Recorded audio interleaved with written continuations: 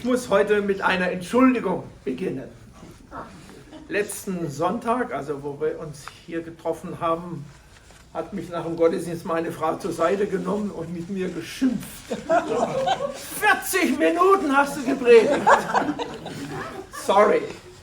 Bei dem Thema muss ich sagen, möchte ich gern so viel sagen und da reicht die Zeit vorne und hinten nicht. Und im Währenden kommt dann immer noch ein Gedanke und noch eine Wendung. Also sorry, ich habe jetzt mir extra eine App runtergeladen, die nach einer halben Stunde einen Alarm losgeht. Ich habe gesagt, ich habe es gar nicht gemerkt. Ich muss dann allerdings zugeben, ich meine, jemanden doch mit geschlossenen Augen letzten Sonntag hier gesehen zu haben. Aber wie heißt so schön, der Kirchenschlaf ist der beste Schlaf. Ja, das Thema Israel. Oh, also Moment, jetzt startet es erst. Thema Israel, unglaublich bewegend, unglaublich vielfältig und im Grunde genommen endlos, weil man ja so viel, jeder weiß dann auch noch eine Geschichte, nicht? Und ich möchte auch mit so einer Geschichte beginnen. Friedrich der Große, der preußische König, der hatte einen Leibarzt, der war Christ, der hat ihn auch immer wieder motiviert, an Jesus und an Gott zu glauben. Die Preußen waren da nicht groß interessiert daran. Voltaire, der Atheist, war ja bei denen zu Hause, ist am Hof ein- und ausgegangen und er war ja bekennender Atheist und hat gesagt, die These Gott braucht er nicht, um alles erklären zu können. Und deshalb hat der Leibarzt immer versucht, ihm ein bisschen was vom Glauben zu sagen. Und da sagt der Friedrich der Große ihm einmal, Herr Doktor, was ist denn eigentlich für Sie ein Beweis für Gott in dieser Welt? Dann dachte der ein Weilchen nach und sagte dann nur zwei Worte. Die Juden, Majestät. Interessant, er hat nicht von Jesus gesprochen, er hat nicht von Kirchen oder von Predigern oder so gesprochen oder was in der Bibel steht, sondern die Juden, deren Geschichte ist einzigartig, einmalig, unvergleichbar. Das gibt es nicht. Dass ein klitzekleines Volk, es ist ja ein Mini-Volk, es ist ja überhaupt nicht groß. Wir haben ja beim letzten Sonntag gesagt, da stand ja über dem Gottesdienstblatt, nicht habe ich euch erwählt, weil ihr ein großes, starkes oder mächtiges Volk seid, sondern weil ich euch liebe, spricht der Herr, euer Gott. Ein winziges Völklein, bis heute noch. In Israel wohnen knapp 10 Millionen Leute, davon sind 8 Millionen Juden, 2 Millionen Araber. Weltweit sind nicht mal mehr die Hälfte mehr da, es sind also 15 Millionen Leute heute. Und es wären natürlich wesentlich mehr, wenn sie im Laufe der Geschichte nicht immer wieder versucht worden, auszulöschen. Der letzte große Versuch kennen wir ja nicht. Das war ja Hitler in Deutschland, der 6 Millionen Juden alleine umgebracht hat. Das ist ein großes Wunder, dass es dieses Volk nicht nur noch gibt, sondern damals, wo der Leibarzt dem preußischen König geantwortet hat, da gab es ja Israel noch gar nicht. Das war ja im 18. Jahrhundert und Israel wurde ja erst im 20. Jahrhundert wieder gegründet. Also das Wunder geht weiter. Unglaublich, wie so ein klitzekleines Völklein es geschafft hat, bis zum heutigen Tage nicht nur zu existieren, sondern sich plötzlich wie aus dem Nichts heraus wieder in seinem angestammten Land einen Staat zu gründen. Also nicht, ich sage ja, angenommen bei uns in Baden-Württemberg, wo wir herkommen, würden jetzt plötzlich die Kelten kommen und sagen, ja, das ist unser Land hier. Macht mal Platz hier, geht mal weg. What? Are you crazy? Probiert's doch mal, würden wir sagen, nicht? Ihr habt doch keine Chance. Aber das ist das eine, es ist ein Volk der Wunder, einmalig, einzigartig. Schon allein nicht, dass der Arzt sagte, guck doch nur die Juden an, wie können die, das ist doch ohne Gott gar nicht vorstellbar. Das ist doch ein Beweis dafür, dass da eine größere Macht dahinter steckt und sie führt und sie beschützt. Natürlich passiert Schlimmes. Und deshalb habe ich heute auch ganz bewusst diesen Abschnitt genommen aus dem Evangelium, wo Jesus weint. Jesus weint, nicht weil er ans Kreuz muss, das kommt auch. Da weint er dann auch, da weint er sogar Blut. Sondern er weint hier über Jerusalem. Er weint über sein Volk. Er weint über dieses hartnäckige Völklein, dem Gott seinen Sohn schickt und sie erkennen es nicht. Dass du diese Stunde nicht erkennst, in der du besucht wirst. Im Gegenteil, sie verlangen sogar seinen Tod. Wissen Sie, all denjenigen, die mir sagen, wissen Sie, ich kann erst an Gott glauben, wenn er hier reinmarschiert, dann sage ich, das würde gar nichts ändern. Guck bei den Juden, da war Jesus da, Gottes Sohn, und was war? Sie haben ihn abgelehnt, sie haben ihn gekreuzigt. So geht das nicht bei Gott. Es hat mit unseren tiefsten inneren Einstellungen zu tun. Also da, wo wir unsere geheimen Wünsche, geheimen Vorstellungen vom Leben haben, da muss Gott angreifen können, wenn wir glauben, anfangen wollen.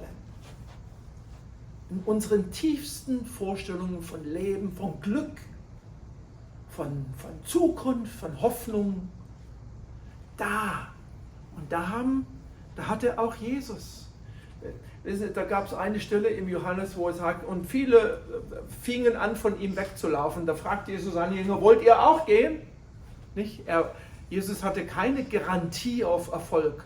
Trotz der Wohltaten, trotz der Wunder, die er tat, trotz allem, was er durch Gottes Kraft seinem Volk an Hilfe, an Liebe, an Heilungen, an Wundern getan hat. Nicht die Speisung der 5000, die Auferweckung von 3-mal hat er Tote sogar auferweckt, um seinem Volk zu zeigen, dass Gott sie jetzt besucht. Die Zeichen des Messias sind das, dass er Lahme gehen, Blinde sehen und den Armen wird das Evangelium verkündigt. Jesus weint, weil er sieht, was 70 nach Christus passiert. Das waren 40 Jahre übrigens. Auch da wieder diese Zahl 40, nicht? Israel war 40 Jahre in der Wüste. Er sollte dort in der Wüste lernen, seinen Gott zu lieben, seinen Gott kennenzulernen, der sie befreit hat aus Ägypten, der sie in einer Wüste, wo eigentlich kein Volk überleben kann, am Leben erhält, der aus Steinen Wasser kommen lässt, der himmlisches Manna regnen lässt, der Wachteln übers Mittelmeer fliegen lässt und sie sättigt, 40 Jahre lang, mit Wohltaten überhäuft. Und 40 Jahre nach dem Tod Jesu hatte das Volk Israel auch die Chance, noch einmal das Erlebte zu verarbeiten, darüber nachzudenken, was da passiert ist und mit Hilfe der Apostel natürlich, die überall gepredigt haben, umzukehren und das zu bereuen, was sie getan haben. Gott sagt einmal im Alten Testament, du hast mir Mühe gemacht mit deinen Sünden, zu seinem Volk. Gott gibt sein Bestes. Gott bemüht sich, wie es nur geht, das Herz seines Volkes für sich zu gewinnen. Das ist wie in einer Liebesbeziehung. Nicht? Wenn man verliebt ist, dann überlegt man ja, wie kann ich jetzt das machen, damit ich das Herz des anderen gewinne. Manche haben mehr die Gabe dazu als andere, aber so hat auch Gott um das Herz seines Volkes gerungen und bis zum heutigen Tag lehnen ja die Juden Jesus ab. Für sie ist das nicht der Messias. Nur für ganz wenige, die nennen sich messianische Juden jetzt, die sagen, wir sind Juden, aber wir glauben an Jesus. Sie sagen nicht, wir sind Christen, weil das Wort Christen ist für die Juden zu sehr belastet, eben mit Verfolgungen im Mittelalter.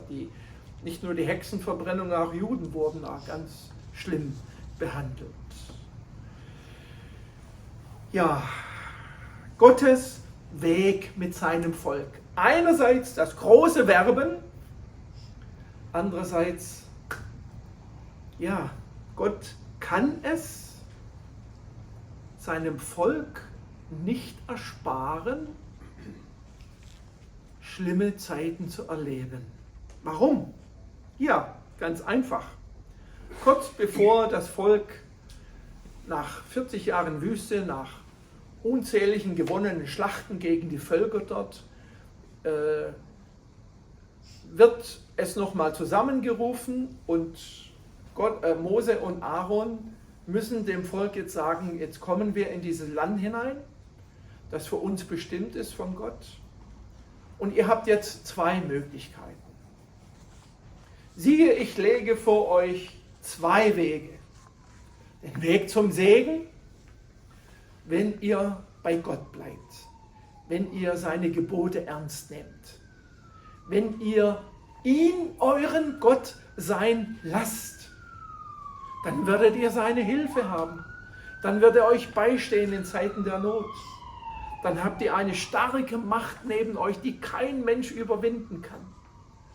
Das ist der Weg des Segens.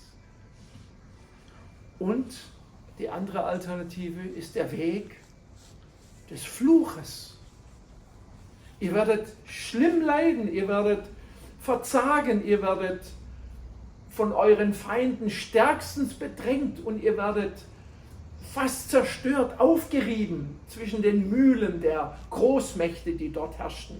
Nicht Israel hatte es eigentlich immer mit einer Großmacht aus dem Süden, das war Ägypten, zu tun, oder eine aus dem Norden, das war Assyrien, Babylonien, Persien und so weiter zu tun. Und je nachdem, wer gerade stärker war, hat eben Israel dann auch zermalmt. Da kommen wir dann nachher drauf. Also Gottes Mühe mit seinem Volk, er will es gewinnen, er will es segnen, er will es den rechten Weg führen. Und wenn sie das eben nicht annehmen, dann bleibt der andere Weg. Es gibt keinen dritten. Es gibt nicht, wissen Sie, viele Christen meinen, ach ja, ich hatte Knieschmerzen in Deutschland, bin zum Masseur gegangen. Und wir waren da in der Gemeinde, die sehr aktiv, also wir hatten 400 Mitarbeiter, 35 Angestellte und war eine Riesengemeinde. Wir hatten Mitarbeiterfeste mit 400 Leuten und so weiter und so fort. Und er sagte mir, wissen Sie, Herr Pfarrer, ich bin nicht so bigottisch wie die jeden Sonntag in die Kirche springen. Da habe ich nur gesagt, ach wissen Sie, bigottisch.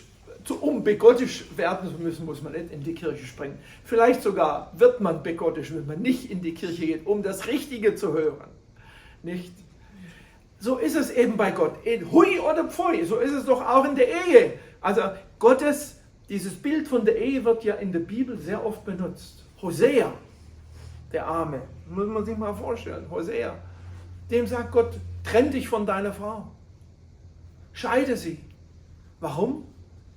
Weil das Volk, und sage dem Volk, so wie ich mich scheide, so scheidet ihr euch von mir.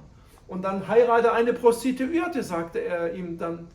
Warum? Du sollst deinem Volk zeigen, was ihr tut, indem ihr bei euch andere Götter, so Figürchen mit dem von Aschera, von Baal und wie die anderen Götter alle heißen, anbetet. So verlasst ihr mich und heiratet wie der Hosea eine Prostituierte.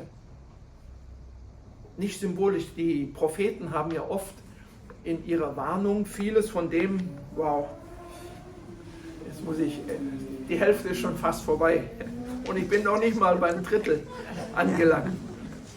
Die Propheten hatten also immer eine Aufgabe, symbolisch etwas seinem Volk zu sagen versuchen, damit Gott ihnen zeigt, es passt auf. Es war quasi eine Warnung, eine Hilfe, um eine gute Entscheidung zu treffen. Leider ließ sich dann aber die erste große Katastrophe nicht vermeiden, nachdem sie im Land waren. 721 vor Christus wurden die 10 Stämme im Norden, also das Land trennte sich ja, es war unter David und Salomo vereint, die 12 Stämme zusammen. Und dann nach dem Sohn von Salomo, Jerobeam, ist es auseinandergefallen in das Nordreich und das Südreich. Und das Nordreich, die haben sich also ganz schön bekämpft. Später nannte man das dann Samarien. Und deshalb war auch immer die Feindschaft zwischen Juden und Samariter. Nicht? Die waren ja nicht Freunde. 721 vor Christus besiegen die Assyrer die 10 Stämme und verschleppen sie nach Assyrien. Und anstelle von den 10 Stämmen setzt der König von seinem Volk Leute hin. Und deshalb lehnen die Juden diese Leute ab, weil das ein Mischvolk geworden ist und keine reine Juden mehr. Und dieser König hat es aber nicht geschafft. Der hat noch versucht, Jerusalem zu erobern. Da ist es aber noch verschont worden. Allerdings 578 vor Christus war es dann so weit, dass auch Jerusalem gefallen ist und das Volk nach Babylonien verschleppt worden ist. Zum Glück, oder weil es eben Gott so gewollt hat, hat dieser König dann kein Ersatzvolk nach Jerusalem verbracht, sondern 70 Jahre später durfte das Volk wieder zurück und neu beginnen. Neu beginnen. Das war ein Wendepunkt in der Geschichte Israels, denn bis dahin galt es ja immer so, das Volk, dessen Gott einen Krieg gewinnt, das ist der Sieger. Und die anderen, das sind die Verlierer, das sind diejenigen, die nichts mehr zu sagen haben. Das war immer auch ein Krieg der Götter, nicht? Mein Gott ist stärker als deiner, deshalb haben wir den Krieg gewonnen. Aber Israel hat hier etwas ganz Wichtiges gelernt, indem es nach dem verlorenen Krieg doch noch einmal neu anfangen durfte, dass auch da, wo wir Verluste haben, es nicht bedeutet, dass uns Gott verlässt. Nicht, das ist ja der Trost, den wir auch heute noch, das ist ja das Evangelium. Leute, auch selbst wenn wir sterben, das ist kein Problem. Wir haben einen Gott, der stärker ist als der Tod. Selbst wenn wir hier Nöte haben, kein Problem. Unser Trost ist höher. Der Friede Gottes, der höher ist als alle Vernunft. Nicht? Das ist das, was Israel uns auch gelehrt hat. Also, die Geschichte Israels von Leid geprägt und die allergrößte Katastrophe dann kam ja 70 nach Christus. Da wurde dann das Volk oder der Staat Israel vollends vertrieben aus seinem Land. Die Römer haben da also Jerusalem wirklich zum Erdboden gleichgemacht. Wer Zeiteninteresse hat, ein Buch darüber zu lesen, ein Zeitzeugen, der unglaublich akribisch alles festgehalten hat. Josephus heißt er, er war ein Jude, der schon relativ bald in den Kriegen, die begannen ja 66 vor Christus, und da hat Rom erstmal den ganzen Norden, Galiläa und Samarien dann erobert, und 70 standen sie dann vor Jerusalem, wie Jesus gesagt hatte, sie werden einen Wall um dich aufbauen und dich dem Erdboden gleich machen. Und der hat dann schon bald erkannt, das hat überhaupt gar keinen Sinn, ist auf die römische Seite gewechselt und hat sogar versucht, mit den Juden in Jerusalem zu verhandeln, dass sie ihre Stadt aufgeben und vor der Zerstörung bewahren. Aber erfolglos. Und wie der beschreibt, was da geschehen ist in der Zeit. Bestialisch. Also bis hin zum Kannibalismus. Die Stadt war umzingt, da ging nichts mehr rein und nichts mehr raus. Die haben sich zum Schluss selber gegenseitig aufgegessen, weil es nichts anderes zu essen gab. So schlimm war das. Und 70 nach Christus war sozusagen eine unglaubliche Katastrophe. Der tiefste Fall des Judentums. Und man dachte, jetzt ist es wirklich aus. Es wurde dann noch getoppt, immerhin hieß es dann noch Jerusalem, aber im Jahr 120 nach Christus kam dann der Kaiser Hadrian, da gab es nochmal einen Aufstand mit ein paar Bar Kochba. Also versuchten die Juden noch einmal doch sich von den Römern zu befreien, und Hadrian hat dann die Stadt nicht nur nochmal zerstört, sondern hat sie umgenannt in Aelia Capitolina. Also der Name Jerusalem sollte sozusagen von dem Erdboden verschwinden, und da kam dann auch das erste Mal das Wort Palästina auf, Philisterland. Also es sollte nicht mehr Israel heißen, sondern das Land der Philister. Denn die Juden, es waren dann zwar noch Juden da, aber nur noch sehr, sehr wenige. In Jerusalem und in ein paar anderen Städten waren immer Juden, durch die ganzen Jahrhunderte hindurch, aber die große Zahl wurde vertrieben.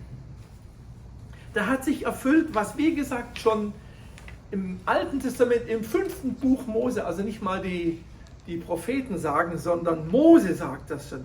Denn der Herr wird dich zerstreuen unter alle Völker, von einem Ende der Erde bis zum anderen. Unter jenen Völkern wirst du keine Ruhe haben, und deine Füße werden keine Ruhestätte finden. Denn der Herr wird dir dort ein bebendes Herz geben und erlöschende Augen und eine verzagende Seele. Wow. Was für eine Verheißung. Ist alles voll 1:1 eingetreten. Warum? Weil Israel die Alternative hatte, den Weg des Segens zu gehen oder den Weg des Fluches.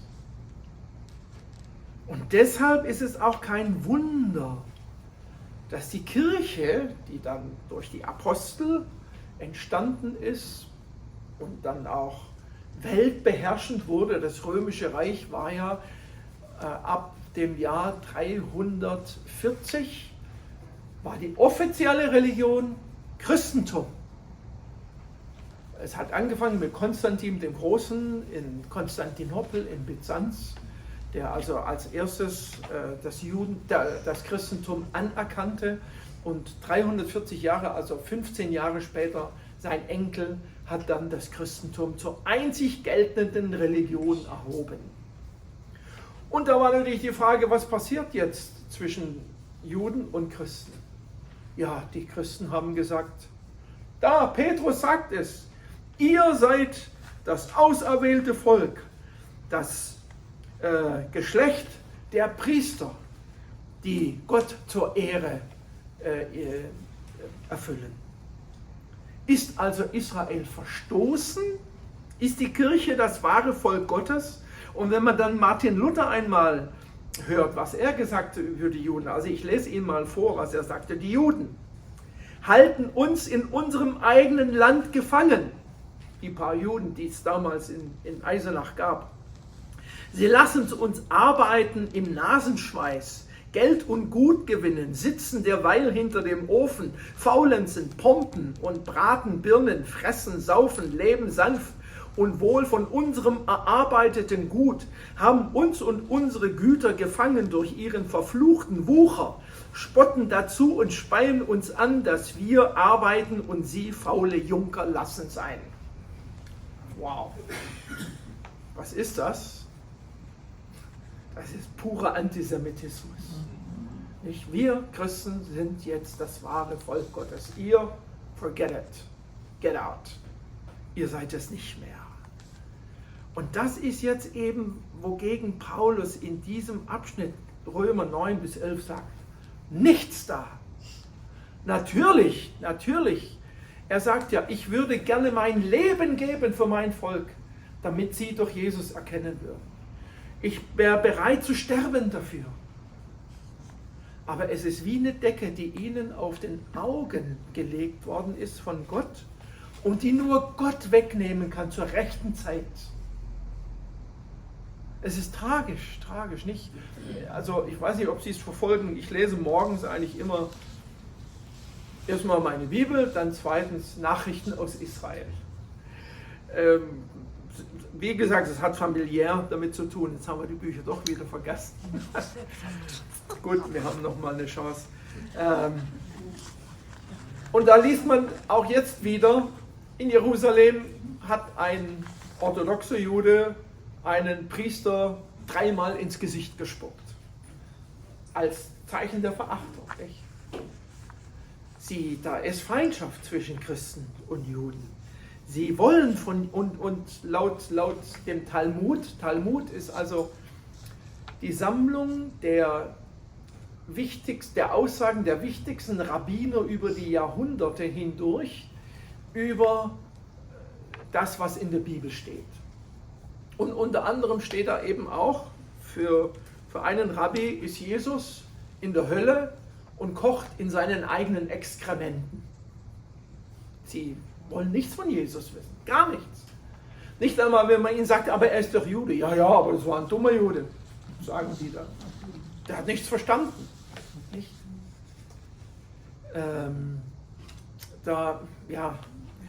5 Minuten habe ich noch.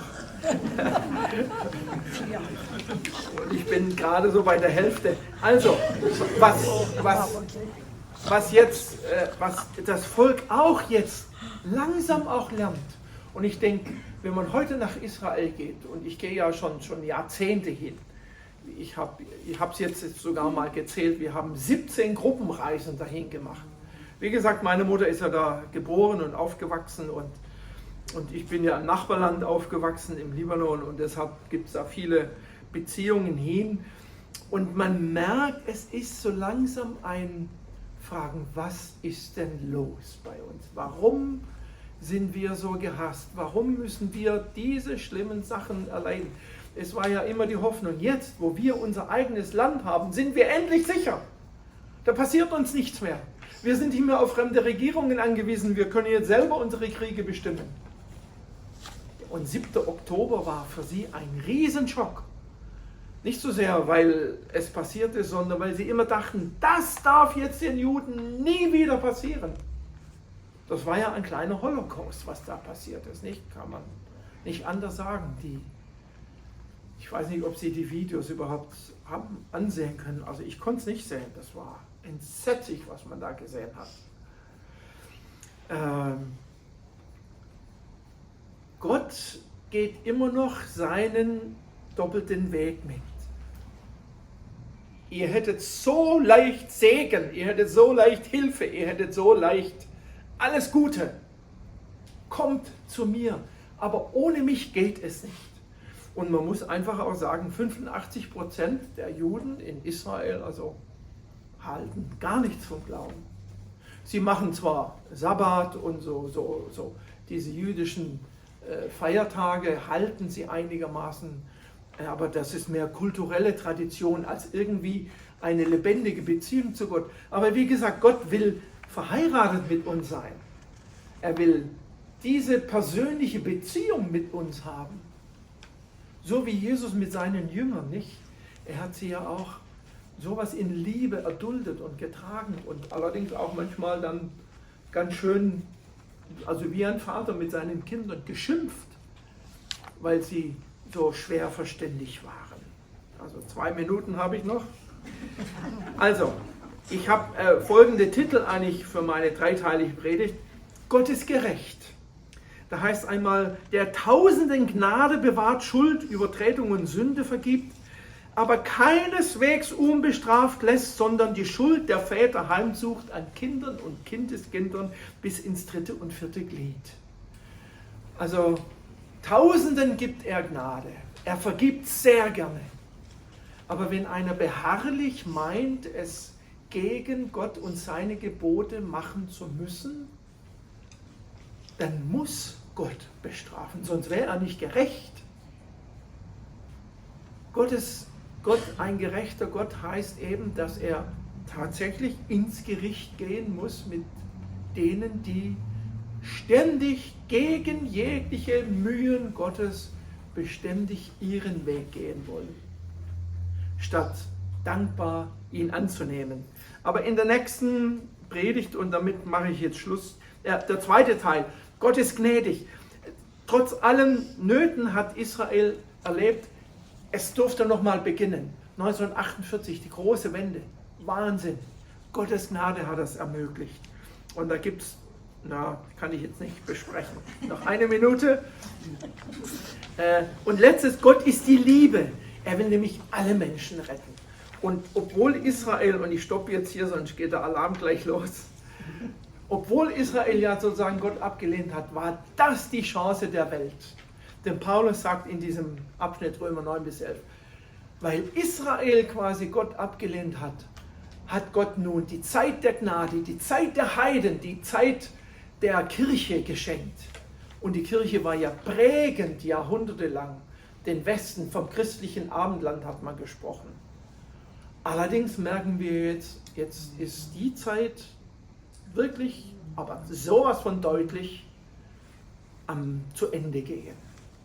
Aber Gott hat noch eine Reserve, nicht einen Plan B. Und der beginnt mit Israel jetzt wieder Form anzunehmen. Was da Gott noch im Schilde hat, das ist unglaublich. Das ist dann das Thema im Mai, weil an Ostern, am Ostersonntag ist der nächste Gottesdienst, da will ich das nicht dieses Thema haben, sondern die Auferstehen in den Mittelpunkt stellen. Aber was Gott noch durch Israel die Welt segnen wird, das können wir uns gar nicht vorstellen. Amen. Amen.